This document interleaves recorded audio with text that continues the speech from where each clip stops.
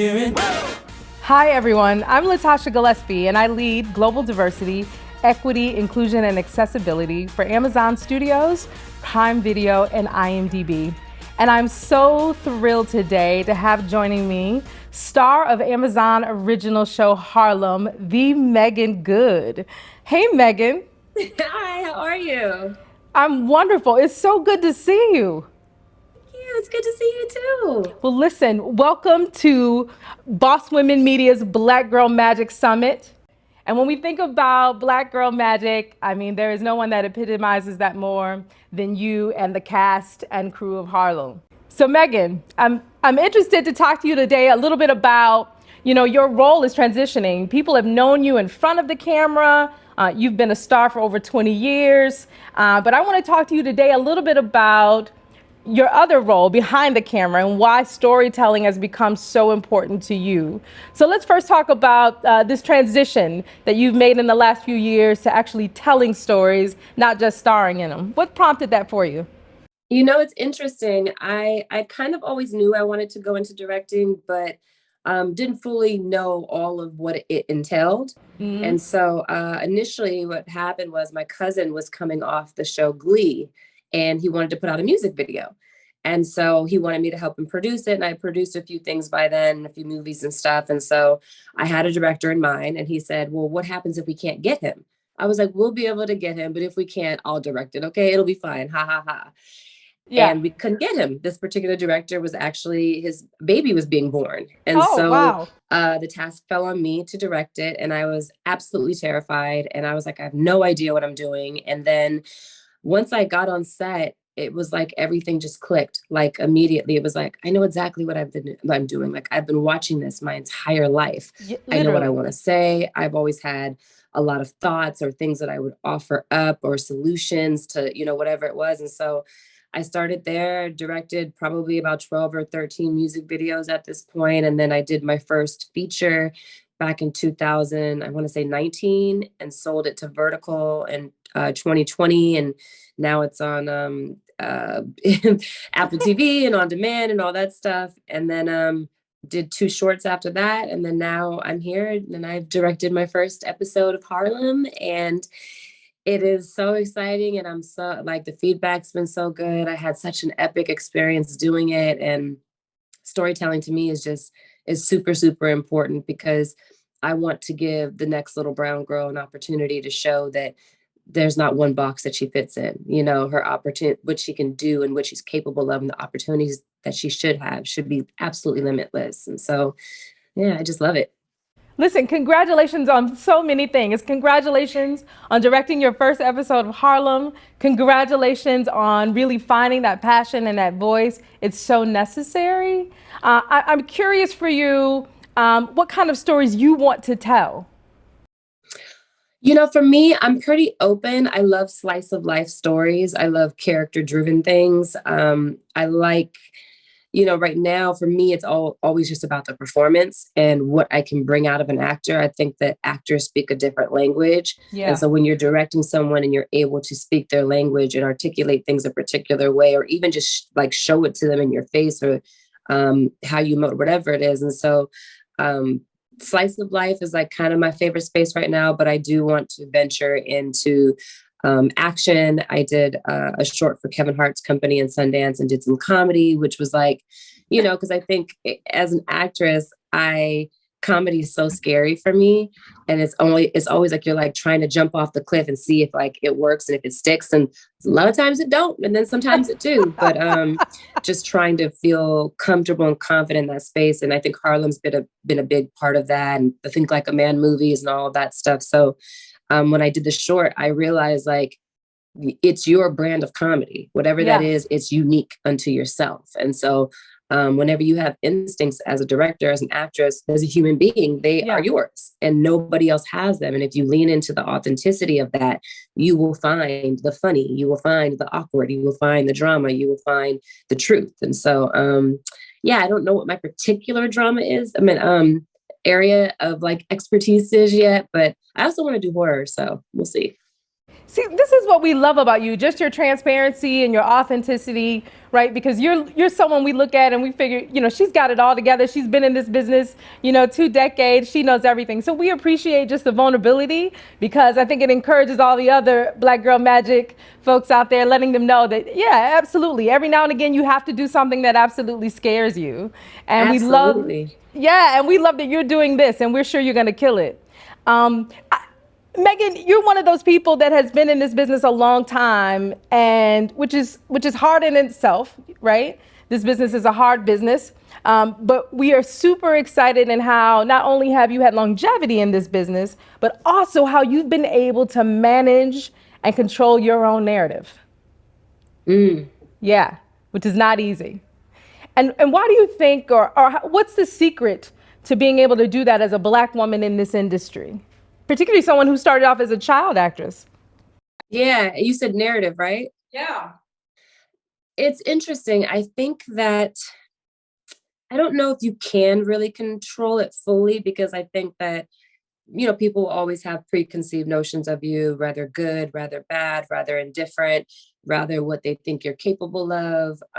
It could be so many things across the board. But for me, again, it goes back to the authenticity part. If I'm honest about all of me, and share as much as I feel comfortable sharing, and I'm just constantly walking in my truth and unapologetic for it and understanding that I can't please everybody and that's okay, and when you do that, I feel that people gravitate to that honesty and to that authenticity and someone who's not trying to be anything but themselves and can acknowledge that they're figuring out themselves along the way. And in some seasons you're positive about some things, and in other seasons you're like, oh, I think this has actually changed. Okay, well, what is this now? And so I think just living in that, we can all relate to that. And we're just not always allowed to just kind of say it out loud, because sometimes it can be unpopular to not have it all together. But the truth is, nobody does, The truth, and no so one. No one does. But the way in which you have managed those seasons changing in your life has really blessed and encouraged the rest of us watching. And I amen. yeah, and I believe what you have done, you have allowed us to have grace and space in our life to understand that the seasons can change and that it's going to be okay. So I don't know if you know that, but you need to know that the rest of us have learned a lot by watching you go through your seasons changing, and it's been so encouraging to us. So thank you for just again that transparency. Thank you for saying that, because you never know, but thank you for saying that. That blessed me. Yeah, absolutely. And listen, we all, I work on the executive side. You're working now in front of the camera, behind the camera as a powerful creative in this industry. But we all have seen things when the media has not necessarily shown the Black community in a positive light, right? Or the narrative hasn't been accurate. How do you handle that, from the seat you sit in? You know, um, well, first I freak out a little bit inside, and then I take a breath, and then I pray about it. And sometimes I just like write. Like I started journaling a lot more, especially in this past year. But over the years, like when something, was in misinformation or incorrect or something that was upsetting, rather with me or someone else or someone I don't even know across the world, I would write like my thoughts down in my phone, and now I've been journaling them. And a lot of times once I write them, it gives me a better understanding of just how I'm feeling and how I may or may not want to handle it.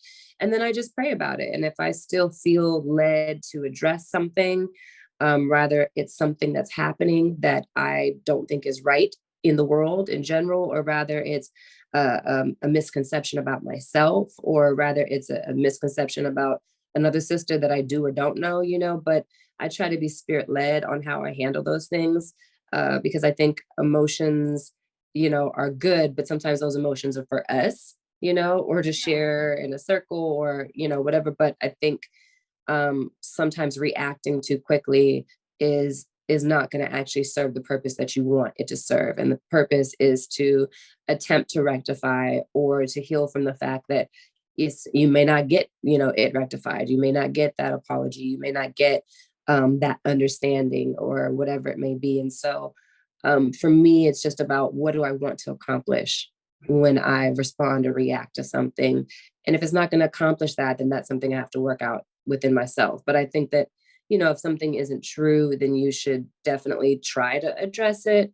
But some people are kind of like dead set on misunderstanding things. That's just what they want to do, no matter what you say, no matter what you do, that's how they want to feel. And I think the sooner that you understand that and accept that, the sooner that you free yourself from it and you go, well, that's okay. Man, God bless them anyways, and not part of my tribe, and that is all right. Because there's other tribal people over here who want to believe the best and who want to give the benefit of the doubt, who want to find the answer and who want to protect each other and love each other and lift each other up. And so, it all depends. I just try to be spirit led on it. Listen, you can't drop that many gems in one answer and expect the audience to keep up. Like, I feel like I have to recap for them, right? It's the pause, right? It's the pause for a second to understand how you're interpreting it. So I really appreciate you telling people it's okay to pause and they don't have to react immediately. I love the fact that you're journaling and that you're writing it down and you're finding an outlet for those emotions, because I think sometimes when people are in the heat of things, they don't often have that outlet. So thank you for sharing that. Then you talked about your faith, right? So I love the fact that you're encouraging us to dive deep into that, to the deity of your choice, right? But dive into your faith, be rooted and centered in something that's bigger than yourself, and then decide how to act. So that was powerful. Thank you for that. Listen, and speaking of how you are blessing your sisters, let's talk about your sisters that you're working with on set every day. The wonderful cast of Harlem. It's just been what a gift to work with such gracious, humble, loving, pray for you, cover you, not even Yeah. working that day, text you that night. How did that scene go? How are you feeling about it? How do you feel about this or that? Or like people you actually hang out with in real life, like Shaniqua and Jerry came with me to the Dominican Republic for my 40th, and we hang Oh, out all the time. And me and Grace, I mean, we're all like sisters, and it's not always like that. And it is, my prayer was like, okay, because I've mostly done film up until the last like 10 years, and I was like, okay, I'm gonna go back to TV and find like what is the kind of vehicle I want. And one of the things I prayed for before I got the show was I was like, I want a show where I can do, on the creative side, just like some drama, but also like some Lucille Ball comedy. But like, I want to maybe be in like New York or something like that, like a cool city. And then I want to be like surrounded by women who like love the Lord and like have good energy and are humble and not weird. And like, not yeah. to judge anyone who's weird, but basically, and I kind of just like laid out everything I wanted. And so when I got this show, I actually started crying because I was just Wow. like, first of all, like the whole process of getting it in the first place was like a whole thing. And so it was one of those things where I got to show people again that like I can still surprise you. Like I know it's been at this point it's been a little over 30 years. But I was like, I can still surprise you. And that was one of the coolest feelings ever. And then the icing on the cake was like I get to be in this world with people I love doing life with every day. Like Yeah. I don't look at work as just going to work. You got to go to work and do that. And even if it's a creative thing, I look at work like this is a day in my life that I will never get back. And I want the quality of my day to be rich and to feel good and to be around good people. And you can't always control that. But as much as you can, you would like to. And so I feel like the quality of each one of my days is so blessed because I get to work with them. Listen, we're so, so happy for you and for all of the women. This is incredible. And I think you just summarized the importance of this summit. It's what it means to have Black Girl Magic. It's what that sisterhood is. It's that freedom to be, right? To just be. You don't have to explain yourself, right? You don't have to justify it. People who just understand and value your existence. And the power that comes out of that is what we watched in season one and what we are so looking forward to in season two. Season two is going to be great. And you do get to see more of just like, look, God put it together and you can't act this type of friendship and bond. It's a real, real, real thing. And so it's a gift. Listen, it is absolutely authentic. We feel it on the screen. I've seen it in person. And I also know that as you are number one on the call sheet, you set the tone along with Tracy Oliver, of course. And I know your cast mates feel the exact same way about you, that you are the kindest human on this earth, and that you wear your privilege honorably and you use your power gracefully. So thank you for all that you do to lift up other women. Thank you. I try. You're succeeding. So, Megan, okay, what stories do you want to see told next that haven't been told? What are the stories you're most interested in telling as a director and storyteller? My goodness. I'd love to see Whitney's story on the big screen in the theaters. Done like on the level of like a Selena, like Yeah. the way that I think that it that Whitney deserves. I mean, I think Tiffany Haddish is doing it, but like I want to see FloJo's story. I want to see, Mm. just iconic women that some in this generation aren't even really aware of, like who they really were. Like they may know their song, they may know their track record, they may know this or that, but they don't understand like the gravity of what they were for us. Even Aaliyah, Yeah. it's like she really was our Princess Diana, Yeah. and I think that she deserves a theater film, and so biopics, obviously. But I also, I know Tracy Oliver and Tim Story, they just put together a scary movie that is a little bit of a comedy, but it's like so like consciously Black and Mm. like so honest. It's called The Blackening, and Grace is also in that as well. I was actually supposed to be in it, but I got COVID. But Oh. but I survived. It's just different creative things that we haven't always got a chance to Mm. do. And more like even independent films, like where is our Lady Bird? Where is our Little Miss Sunshine? Where is our Yeah. um uh, Eternal Sunshine of a Spotless Mind? Like the movies that we have such unique experiences as Black people, that when you make that type of movie, it becomes yes, a human experience that we can all relate to and everyone can relate to, but it's also very unique to how someone grew up and what they've experienced and what's been said to them, and when they see themselves, on TV, or how they've experienced the workplace or whatever it is. And so I just want to see more films where we get a chance to bring what we authentically bring that nobody else brings, but also bring what we bring that everybody else can relate to. Listen, from your lips to God's ears, because we know He hears you. He's answered all these prayers, so we know these stories are just coming. So we're excited for them. We're here for them. Listen, I want to thank you so much for not just the work that you do on the show Harlem, but just thank you for just the pleasant and beautiful human that you are, and how you are making all of our lives so much richer. I want to thank you for being a part of the Black Girl Magic Summit.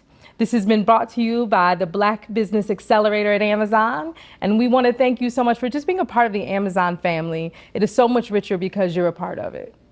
Thank you so much for that. And I want to say I'm like super thankful to be a part of the Amazon family. I've never felt this kind of support on a show before, where they really, really show up for us and show out for us and take care of us and make sure we have what we need to just do a good job, and just, so it's a great family to be a part of. And I'm so thankful to be a part of this summit. And thank you for everything that you've said, because, like I said, when we pour into each other, it's like you may think, oh, well, this person, they probably hear it all the time, but we're pouring into each other's spirit. And so it's like, that's always going to be a blessing for me. It definitely blessed me this afternoon. So thank you. Awesome. Well, wonderful. And I want to thank our entire audience for joining us for this session today. We want to remind all of you to find that Black girl magic inside of you. And as Megan said, give yourself grace, give yourself space, give yourself patience, love yourself. You are so deserving and so worth it.